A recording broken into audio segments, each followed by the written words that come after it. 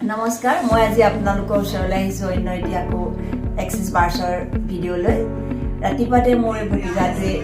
ক'লে যে মোক হেৰি এক্সেছ বাৰ্ছ চেচন দিব লাগিছিল মই তাক ক'লোঁ আহা দিম বুলি ওলালহি আজি তাক মই এঘণ্টা প্ৰায় 15 মিনিটমান সময় বাৰ্ছ দিলোঁ দিয়াৰ পিছত তাৰ মানে কেনেকুৱা ধৰণৰ মনটো লাগি আছে তাকে আপোনালোকক জনাবলৈ বিচাৰিছোঁ এয়া মোৰ ভতিজা সৌৰভ মান্তা যি গুৱাহাটীত পঢ়ি আছে আহকচোন বাৰু জানো তাৰ কেনেকুৱা ধৰণৰ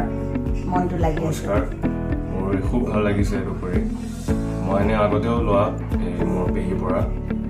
এইটো ল'লে আপোনাৰ মানে মাইণ্ডটো ক্লিয়াৰ হৈ থাকে খং নুঠে আৰু আপুনি যদি ষ্টুডেণ্ট বা কোনোবা কি বুলি কয় কাম কৰি আছে আপোনাৰ তাতো মানে খুব ইম্প্ৰুভমেণ্টছ পাব আপুনি দেখা কাৰণ আপুনি ফ'কাছ থাকে আপোনাৰ একো ধৰণৰ মানে নেগেটিভিটি নাথাকে আৰু আপোনাৰ মানে যিকোনো কাম কৰিলে আপুনি তাৰ ৰিজাল্টছ পাবই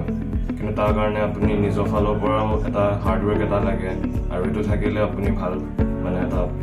ক'ব গ'লে এটা ইনপুট এটা পাব গতিকে এইটো নহয় যে এক্সেছ বাৰ্ছ ল'লেই যে সকলো হৈ যাব কিন্তু তাৰ বাবে আপোনালোকে মোৰ ভতিজাটোৱে কোৱাৰ দৰে হাৰ্ডৱৰ্কো কৰিব লাগিব এক্সেছ বাৰ্ছৰ থেৰাপিতে কি কৰে আপোনালোকৰ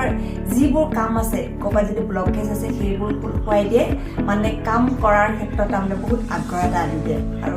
তাৰোপৰিতো জানেই যিসকলে এক্সেছ বাৰ্ছ লৈছে তেওঁলোকৰ ডিপ্ৰেশ্যনটো একদম নাথাকে আৰু বৰ্তমান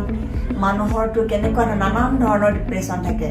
গতিকে যিসকলে এক্সেছ বাৰ্ছ লৈছে তেওঁলোকে জানে এক্সেছ বাৰ্ছ কি হয়